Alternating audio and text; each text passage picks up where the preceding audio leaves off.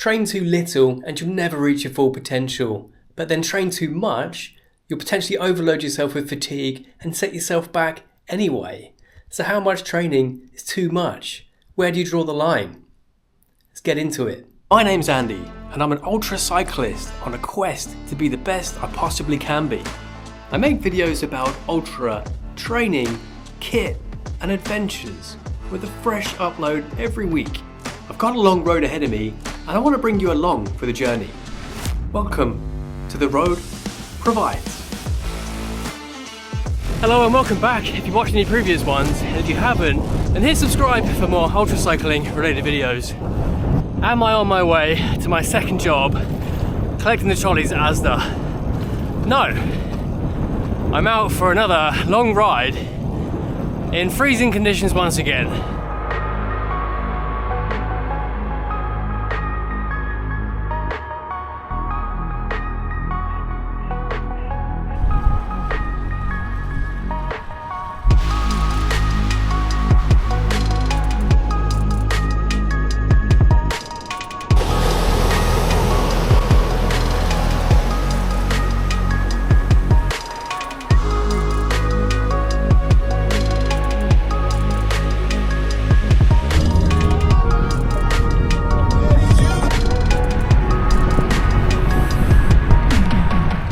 Similar to last weekend, I'm about 4 and a bit hours into a 8-hour ride right now. Most of the ride until now has been really busy with traffic, so halfway through I get the opportunity to film. I hope you're all well out there and enjoying your bikes to some extent. But here in the UK, still in that cold spell. For a while, I thought it would never come. All through December and Christmas, in fact, it was lovely. But the last 2 weeks, it's been absolutely Baltic. And actually, quick PSA on that front. A couple of people messaged me about riding in the ice and is it worth it? And you might notice that the route I'm riding, very uninspiring. And it's because I live in a city and all the roads nearby tend to be salted and gritted. So it's actually pretty safe, just really cold. So if you watch this and you think, oh well, Andy's out riding in the ice, I can do it too. If you live out in the sticks or somewhere where the roads aren't gritted and salted like they are where I live, then it probably isn't worth it. One slip and fall this time of year and your season's over way before it even began. So I am being careful. Thankfully though, while it is freezing cold at the moment, I can layer up and just about get the workouts done. My training plan at the moment consists of 10 hours at the weekends. And that's spread across both days. I prefer doing it 8 hours one day, 2 hours the other. And I get to spend some time with my partner. And that kind of brings me on to a question that's come up quite a lot recently. A question I posed to myself, but also one that's come up quite a few times in the comments of the videos recently.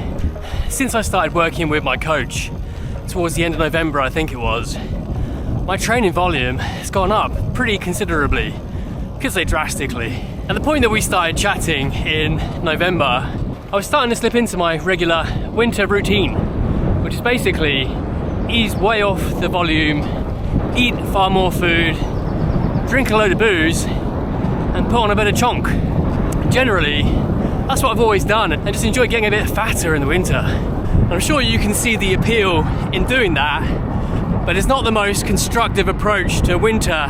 So to be honest, I was fully ready to embrace a bit of a change anyway. The first thing I noticed when I looked at Training Peaks was that my training volume went from 4 or 5 hours the last few weeks, suddenly 15 hours.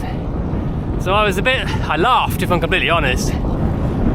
But I got through it. More recently, my weeks have been 20 hours. And when I saw that, I panicked a little bit. To be honest, those kind of numbers aren't particularly scary to me in the summer. That's the kind of thing I do anyway. In the winter months, it just felt like a lot. Right now, I'm basically at the end of week 2 of my training block. And the last 2 weeks have been 20-hour weeks. If you follow me on Strava, then you'll know that a lot of those hours are recovery. On top of that, quite a few of them are intensity sessions, some of them back to back, and can be pretty tough. And I'll be honest, It's been a pretty big adjustment the last couple of months. I was having some breakfast with one of my best mates, Rob, this morning, and talking about the fact that I don't organise these videos very well at all. Too busy to plan and generally make them up as I go along. More recently, I've seen quite a few comments showing minor concern with the amount of training load I'm putting myself under. And I wouldn't discourage that. I feel really lucky that people watch these videos and then care enough to send a message showing some kind of concern about me. That's really nice. And I got a shout out especially Ian Lyons. Ian is a TCR veteran, that's where we met, and he's got a coaching background, so he's often dropped me a message, so thank you, mate. I think generally, if quite a few people are messaging, then probably quite a few more are thinking about this. So I thought this is worth discussion. A lot of people making YouTube videos might do and might slick a job of this, but I've got a full-time job. It's pretty busy right now, and 20 hours of training a week. This 8-hour training ride is a really good opportunity to talk about this stuff.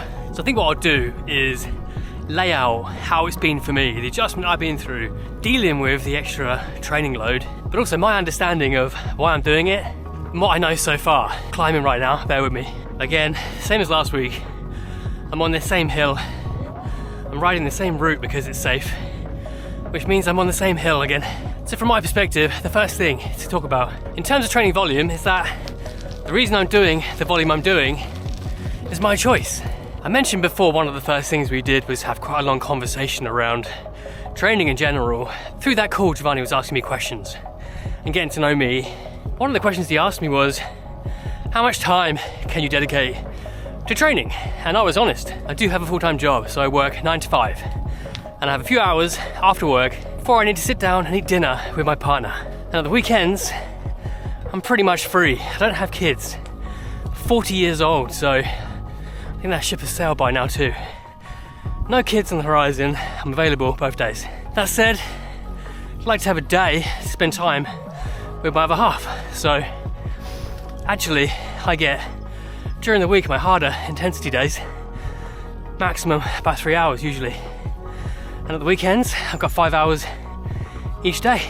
I'd rather do 8 plus 2 hours. Giovanni's fine with that, so that's what I do. So I realised after we had the conversation why he asked, and I was very honest. That's why I have the volume I have now. I'm fine with it, to be honest.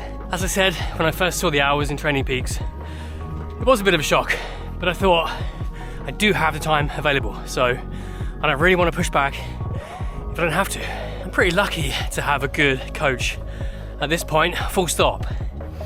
So what's the point in working with a coach if I'm going to push back on the plan and shape it to what I want? That said, if I had a much busier life and I needed the hours back, then I would say at that point my plan would just have to be built on a lower volume and a different structure.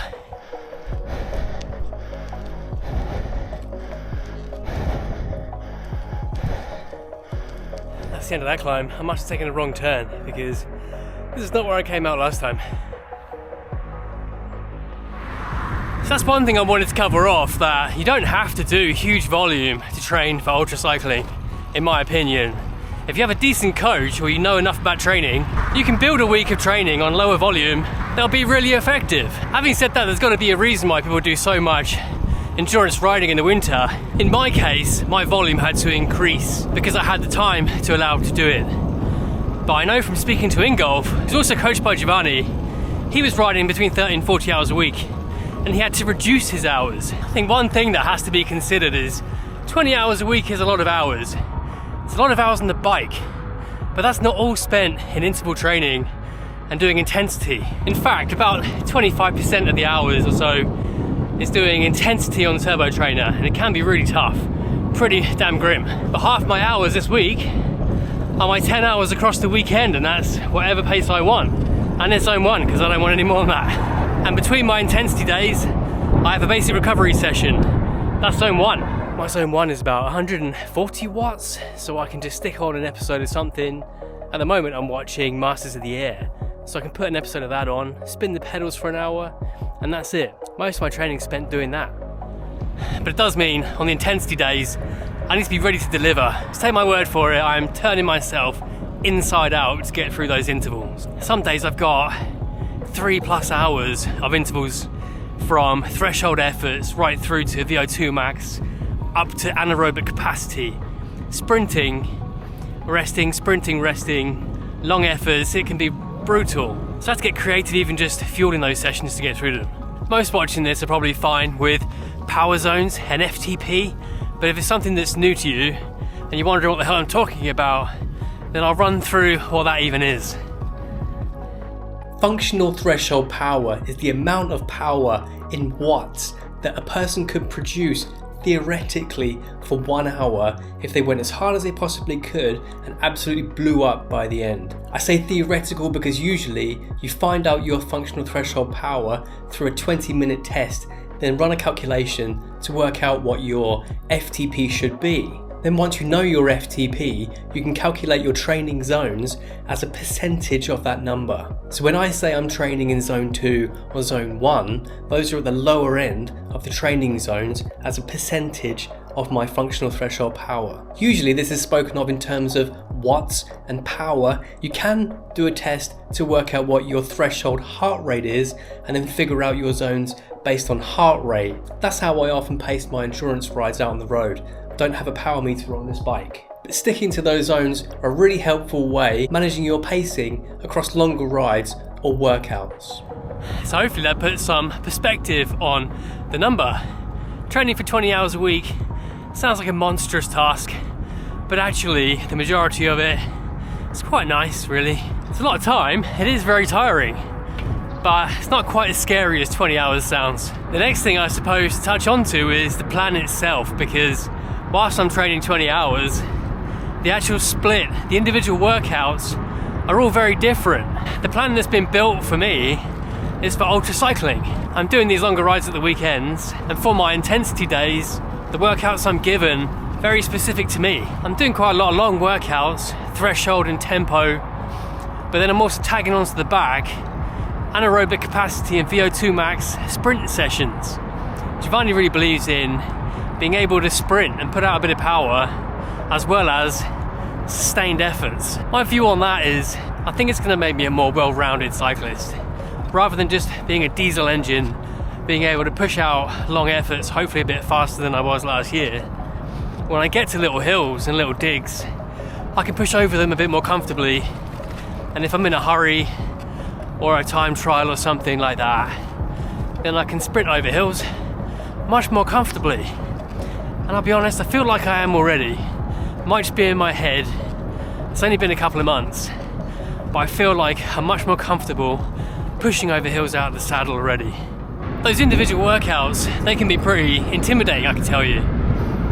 Sometimes, on the face of it, an hour and 40 minutes of tempo, seeing that on Training Peaks, that'll get your attention. But then seeing 3 of them on one day and having no option but to stack them up back to back, that can be pretty scary too. What I'm finding though, as time goes on, if you're persistent enough and your zones are set correctly as well, it's surprising how much you can get through. Started noticing the TSS scores for the workouts and what the overall loading was for each day. That kind of lifts the veil on what I'm really facing. While the sessions are all completely different lengths, different intensities, actually the overall stress on my body based on TSS, it's quite easy to see. So sometimes the loading on a particular day may just be really high. And the first time I had a day like that with 3 workouts, I just got a bit more creative with fueling and warming up and stretching and all that kind of lovely stuff. Desperately trying to make sure I got through the workouts. And I did. So if you're not familiar with TSS, or Training Stress Score, I'll explain that too. Training stress score. This is very different to functional threshold power.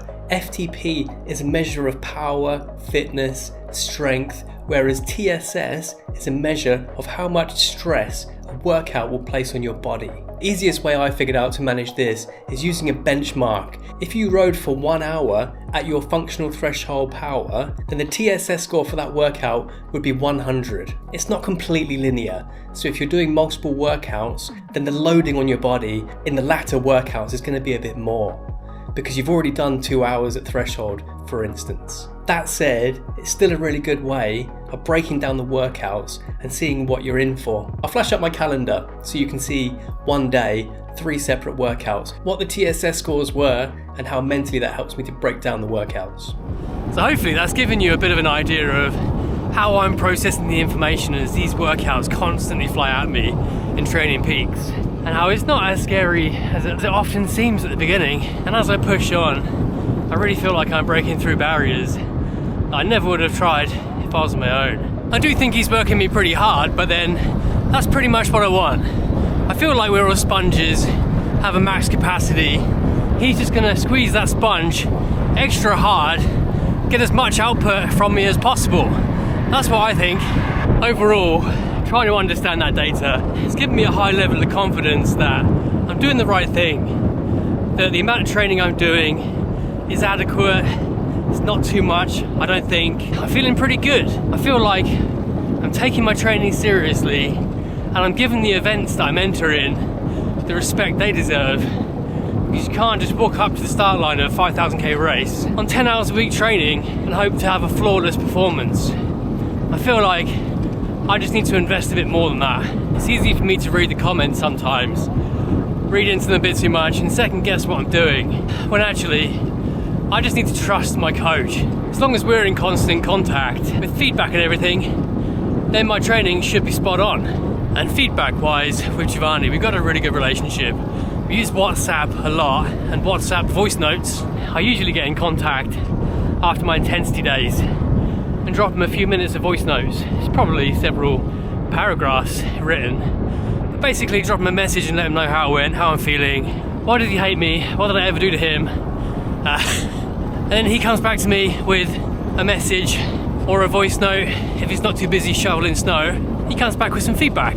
That's really important, I think, as a coach and coachee. And that really helps to make sure the training is adequately challenging, but also that I'm not burying myself into a deep hole of fatigue. We have those chats quite often, and I've got to be honest. And then the training might change. Volume may go up or down, intensity may go up or down, but at the moment, I feel pretty good. I'm 6.5 hours in now, and I've seen the sunrise and the sunset in one ride. It's not bad, is it? So in terms of fatigue, I am pretty tired, but what can I expect with that sort of training load? The important thing is just try to recover. Doesn't mean I'm drinking less booze now. I'm eating more, trying to get to bed earlier, just doing what I can to try to make sure I get through the workouts. Not perfect, but just doing my best. So I think that just about covers what I feel about the training, how I'm dealing with it, and my impressions of why I'm being given it, what it means, what the numbers mean. But in terms of filming on the road, I'm going to call this one here because it's too cold. I'm going to put my earbuds in, do my last 90 minutes, and get home for a nice hot bath. So I'll hand over to Andy in the future. So we come to the end, and that was a freezing cold ride. I like to do most of my recording out on the road, but I thought I'd leave this summary until I got home. So I hope that helps to understand how to break down a big training plan and make it a bit more digestible. If you waited this long for an answer, how much training is too much? I'm sure like me you've watched enough of these videos to know that it depends. That said, it is really important to get it right if you want to progress at the right rate. If you're interested in elevating your training a bit and you want to speak to Coach Giovanni Prosperi, I'll put his information below. I'm not going to give Giovanni's information constantly on every video, but at the moment I'm thinking a lot about training, so his name's going to come up quite a bit. But I put all of his information below so you can contact him if you wish. Beyond that, I just worked out from today I have 10 weeks until my first race, a 24-hour time trial in the Cotswolds in the UK. So things are going to start ramping up soon, I think. And pretty soon on the 25th of January, Giovanni's given me an Everest thing to take on as part of my training. We're doing it inside on Zwift. So I'll try to figure out a way for people to join me on that. I'm sure you'd appreciate trying to plan ahead an effort like an Everest thing in the UK when it's raining, windy, icy. It's not really realistic to factor that into a training plan. So I'll be doing it here in this room. God help me. I think that probably covers off everything. If you think I've missed something or not explained something as clearly as I could have, put it in the comments below. And if you've got any questions, then ask below in the comments. There are a lot of people with a lot of experience who will respond. I think I'll leave it there for another week. Again, another one, talking to the camera a ton. I'm really looking forward to getting out on an adventure at some point soon. So hopefully this ice lets up. Wish me luck. Look after yourselves, and I'll see you all in the next one.